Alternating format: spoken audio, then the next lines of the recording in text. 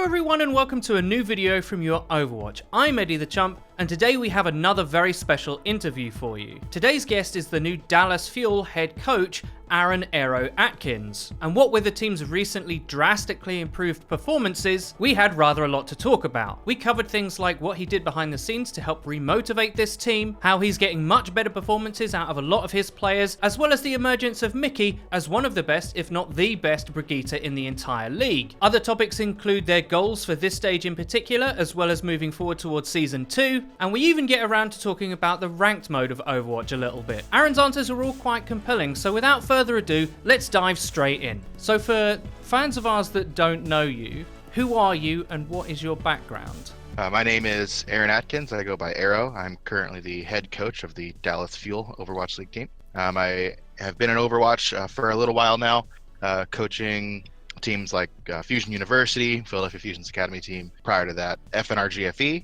and then prior to that, I was on Immortals. So I've been in the Overwatch scene for a little while, worked with traditional sports and some mentorship stuff prior to esports. So. Okay, fantastic. So I was going to bring up your Twitter bio actually, and I see in there that you have coach, analyst, and manager separated out as your skill sets. What is the current balance of all of those three in your new role as Dallas head coach? So I think that the head coach role is actually kind of a mixture of all of them, because while I am a player coach and I organize a team and make sure everyone's good individually, the team's good, there's also a lot of analysis where we're checking out our own play, we're checking out other teams, making sure that our strategies are good, we're cleaned up, we have our execution down. And then the manager portion, not necessarily like a general manager of the team or anything like that, but more just managing our schedules and making sure everything's flowing correctly between the staff and the players. I like to put coach, analyst, manager because I don't think the term head coach is limited to just coach. It's a lot of things. It encompasses a lot of things, and it all kind of blends together. Okay, fantastic. That kind of leads into my next question, which is how important is the role of specific preparation for certain matchups to this team specifically, and do you coach around your opponent's strengths and try to accommodate for them, counter them, or are you more motivated in developing your own team's identity and style of play that you'll then impose on other teams?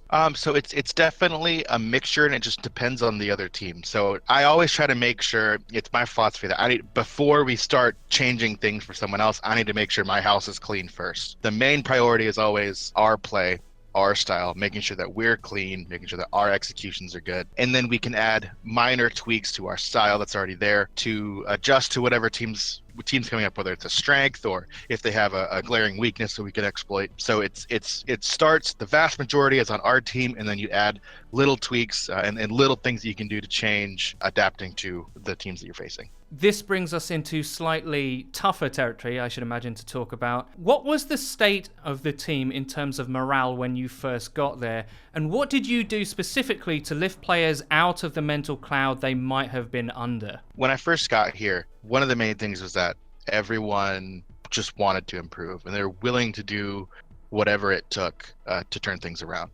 And I think that's a key point for why we're doing well now, is that everyone on the team, all the players, all the staff that was here, wanted to put in the work and do what they had to do to get better. I mean, it's no secret that the team was in a slump, coming off of the past three stages, and things just not going well. One of the main things I did when I first came in was I made sure that we had a structure for making decisions. I mean, I think that was one of the main things that the team needed right off the bat, is that you have a lot of ideas, but until you actually commit to one, you're not going to get very far. It was said of the Dallas Fuel before the league started that they were making all these different player pickups because they wanted to have versatility in their style of play, right? They wanted to be able to adapt to any specific situation. But as the league went on, we kind of saw a trend that the teams that had the most sort of like elite level specialist heroes, particularly in the damage role per se, and tanks actually,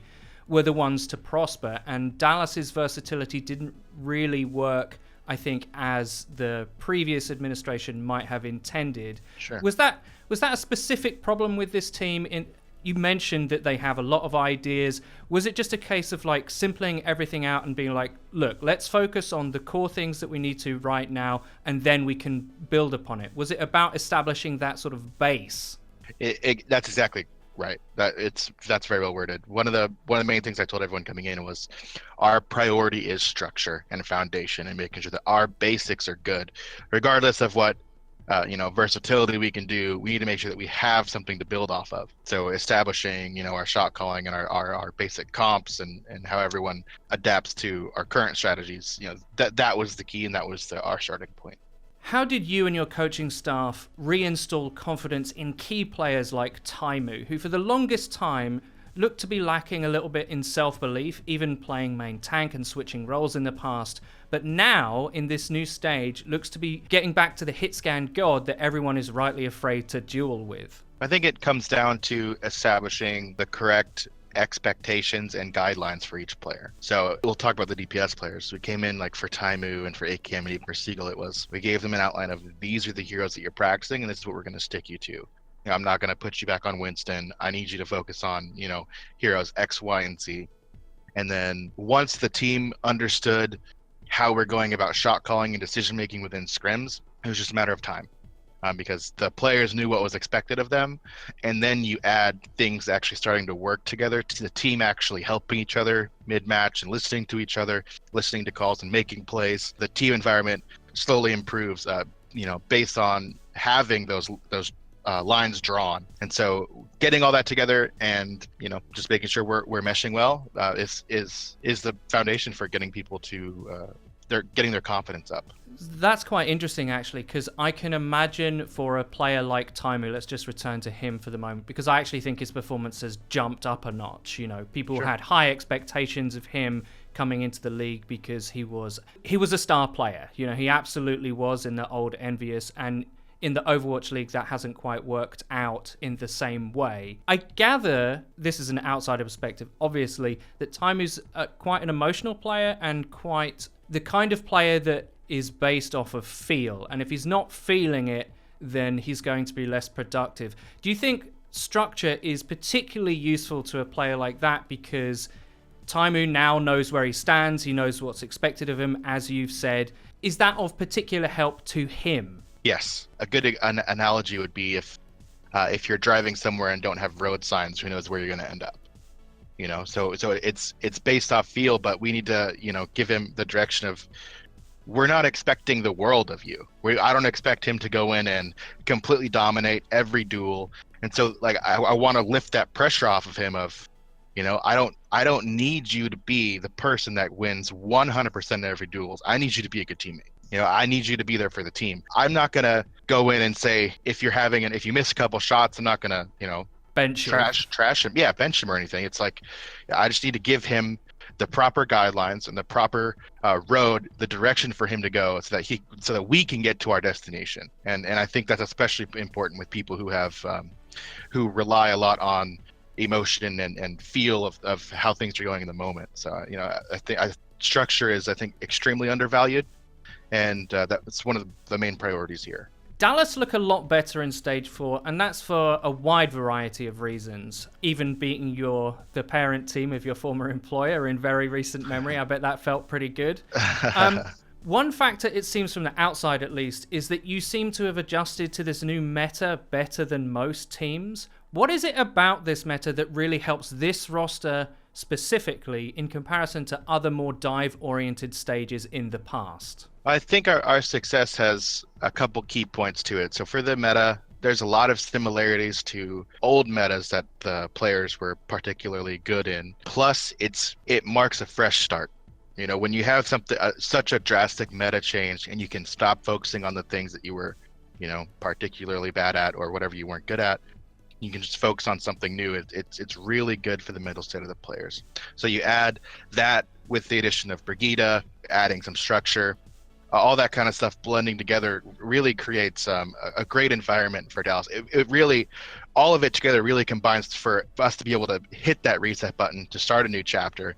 Because if it was just a dive meta with me coming in, it would be different. I would have to approach it differently. But because everything's different, it's basically like we're able to, step across the line, and now it's a new feature for us. The past doesn't matter anymore. again, from an outsider's perspective, it does seem that one thing particular about this meta is that Tracer is struggling. And there's one thing that you can say about the league up until this point. It's largely been the story of star Tracer players to a certain extent.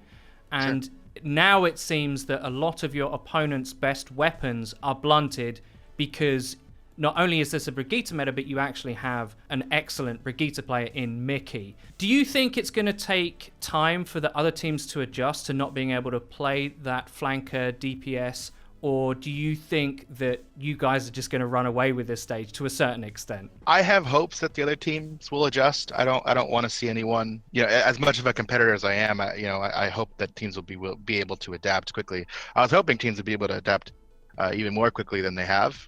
But it always takes a few weeks for people to adjust, for teams to adjust, especially if you haven't been thinking about it as long. So I do think everyone's going to get to a point where the meta is understood across the board and not just by a few teams. Now, let's talk about Mickie, who so far has been an absolute standout player for you guys. What is it about his Brigitte that makes it so good? It's largely his decision making, I think, is the big thing. It's the damage burst combos are pretty easy to master, but it's knowing when to use them, and it's knowing what you can get away with. We're able to take situations where Mickie realistically shouldn't be able to get away with certain things, or be able to. There was one play against Boston where he dropped on the back line and ended up killing the supports.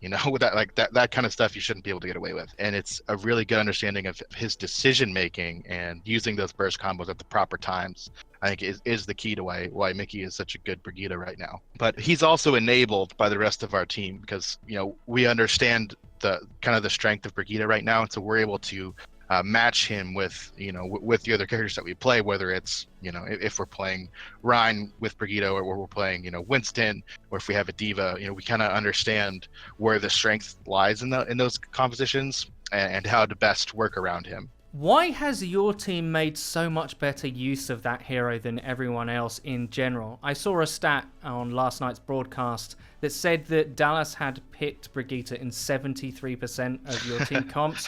What do you and your coaching staff see about that hero that others don't? Like I said, it's a few things. It's us being able to understand the burst windows and when to properly use them. But you have to also think that with a lot of teams favoring Tracer still, she's an extremely good counter to dive, which is one of the reasons why teams are moved away from dive.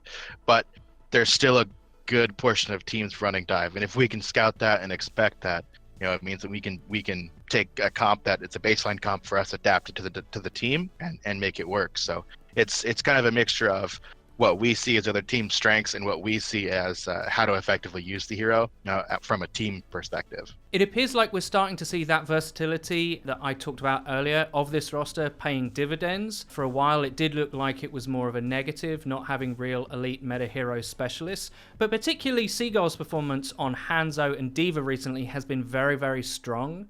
How have you turned what was a weakness into a real strength of this squad? I think Seagull's a perfect example of someone who's incredibly smart and an incredibly good player. But when in an environment where decisions aren't easily made, so what I mentioned before of the Dallas roster kind of having a lot of ideas and strategies, but not a hard guideline of what exactly we're going to do, that decision-making process, I think Seagull's benefited most from that. During the match, he provides a lot of strategy and, just in-game knowledge about what we want to do when, and then it's on, a lot of other guys to execute it, make it happen. And him being able to utilize Diva, which is, in order to master Diva, you need to have a really good understanding of the game and all the heroes. And that's right in Seagull's wheelhouse, realistically. Plus, you add his experience on all the projectile heroes, whether it's, Farah, Junkrat, Hanzo. This meta is perfect for him, and he's thriving in it because we're able to support him. Up until Stage 4, and including this one as well, obviously, tank play has been a huge factor in determining whether a team is effective or not. One only has to look at the effect that Fisher has had on the LA Gladiators. What's the work you've been doing with OGE to sort of bed him in this team? Because I know he was a late pickup. And where do you see his tank play going in the future? I think OG can be one of the best tanks in the whole league, if not the best tank in the whole league. He already is one of the best tanks. I think he can be the best tank hands down. He has such a high ceiling and such a great understanding of the game right now. With just a little bit of coaching, a little bit of direction, he's already improved. I mean, tenfold. He's an incredible player. He's got an incredible attitude. He's learning English more and more every day, which helps a lot. And I think with as long as we can give him the right guidelines and the proper things to focus on, I think he will be the best tank in the league. With your team performing so well currently, how far in your estimation do you think this roster can go this stage? And are the playoffs suddenly something that you're legitimately thinking about? They're absolutely something we're thinking about. We have the feeling, based on how scrims have gone, how things have improved drastically over the past couple of weeks, how matches have gone, we have our eyes on winning the whole thing, this whole stage. While we are focused on, building for season 2, stage 4 is a playground for us, and we're super excited to be able to show that we can be a serious contender for the finals for stage 4. I think most people's pick for the best team in the league is obviously the NYXL. Mm-hmm. And from a coach's point of view, when you look at a team like that, how do you think this Dallas, the one that's winning, matches up against that team? And do you think you can beat them in this stage and end up champions? In our current form, I think that we can beat them. New York is a team that has a lot of skill, but they also work together really well. They have a good balance of both, which I think is the main reason why they're a step ahead of everybody, is because they're able to use teamwork and minor things to their fullest effect, while also have players that can clutch out situations that shouldn't be winnable. So being able to have both those things at the same time is very important, especially in dive meta. And now that we're in a new meta, Dallas Fuel is at that point. We're getting at that point where we have a lot of teamwork and a lot of synergy going on, a lot of creative combos, but we also have heroes that our team thrives on. So if there is ever a time in season 1 specifically that we could beat NYXL, it's now. I just want to get your opinion quickly on Blizzard's decision to not include the new Hanzo as well. Obviously, from their point of view, it was a technical issue kind of thing. They couldn't get the very specific patch that the pros play on reliable enough for this stage. Was that a disappointment to you? Had you been planning for it? Had, for example, Seagull been playing the new Hanzo expecting to play it? Or does it not really make that much of a difference to you guys in terms of your prep? So Seagull had definitely been playing it. The original plan was to play the patch that we're on now. Having new Hanzo was kind of a last minute thing that was in discussion. Realistically, I'm happy new Hanzo isn't in because he's so powerful that it would have been the same thing as the past 3 stages, just with a different hero. Instead of having Tracer everywhere, you have Hanzo everywhere. I think that the current patch with Brigitte is one of the most diverse patches we've had in a long time. New Hanzo basically dominates the live meta, and then dive dominates the previous meta, where right now we're in that medium where you still can run dive in certain places, but you don't have to. I think we're currently at a happy medium. I hope that the future patches with new Hanzo can get tweaked to where it's a great medium of where Hanzo's not too strong but not too weak. I hope that we can see that, but I'm actually really glad that we're in current patch. I just want to get your opinion on ranked. Is it something that you think your team in your roster should be playing in their off time, or do you agree with some other people who say that it's actually quite poor practice, especially for players who are trying to be professional? There's a little bit of both in that question. So it's poor practice for some roles. It really is. Especially DPS right now. Very poor practice for DPS, which is really frustrating because when you jump into ranked, you want to be able to use that time to do a couple things, whether you're a streamer or you're just playing for rank, and you also want to practice at the same time. You want to hit as many things as you can in one activity, and the idea of patches being different is kind of tough, but at the same time you can play ranked to win, and I believe that you practice winning. Winning is something, it's a mentality of I'm going to do whatever I have to win, and you're teaching yourself how to adapt and how to make things work, make the best of what you have. So there is a level where I believe that ranked is important to play for that reason, but for efficiency's sake, it's really tough for DPS players because you either can't play your hero, like Hanzo, like old Hanzo, you can't play you literally can't play it because it's completely different on the live patch. I'd really like to see some improvements to the rank system as a whole, not just the patch thing. I personally think role queues would work really well in Overwatch rank system, because it would then give people a lane to stick in, and there's still a ton of versatility within the roles. It's not, if you lock in support, it's not that you can't play certain heroes, it's the style that you play. And I think that with role queues, it would benefit not only the pro scene, but also players aspiring to be pros, and also the casual fan base to be able to, lock in and have a game that's not just 60 FPS where everyone gets frustrated and angry. Now that we've covered this stage and how you've handled the roster's progress from where they were to where they are now, what are your plans for moving into Season 2? What's the kind of team identity that you want to build for this roster? Well, I think the biggest thing is that while, mechanical skill is an important factor, I want to make sure that our cohesion, our structure of, how we listen to each other, what kind of plays we do, I want to see that side of things be the main focus, because I think that there's a lot more depth in Overwatch than we're seeing right now, because a lot of teams are still getting used to how things are, I guess is the correct word. And so with time and proper structure, I think that we can get super deep with really creative combos, creative ways to approach maps and heroes that, I think it's kind of shallow right now in Overwatch League. I think it's pretty basic, but once we get things rolling, I want to make sure that cohesion and teamwork is top notch, because there's such potential for really cool things that you can do. Do you think that sort of simplicity to how teams are playing is because for the longest time dive was the thing, even in metas where you could play other things like bunker to kind of try and deal with it, and Junkrat in particular in the last stage was very, very strong? Do you think that teams are still too obsessed with running dive, and do you see that as the biggest change moving forward for the league, that all teams have to a certain extent learn to adapt almost map to map, or even point to point on each map, how they're going to play? Yeah, I think that's the future. One of the things that's kind of tough with having quote unquote specialists is that if they can only play one hero, then you're pretty limited to things that you can do from a point-to-point basis. I think there's some points that strongly favor like Ryan, Brigitte comps, for example, and there's some points that really favor things like double sniper.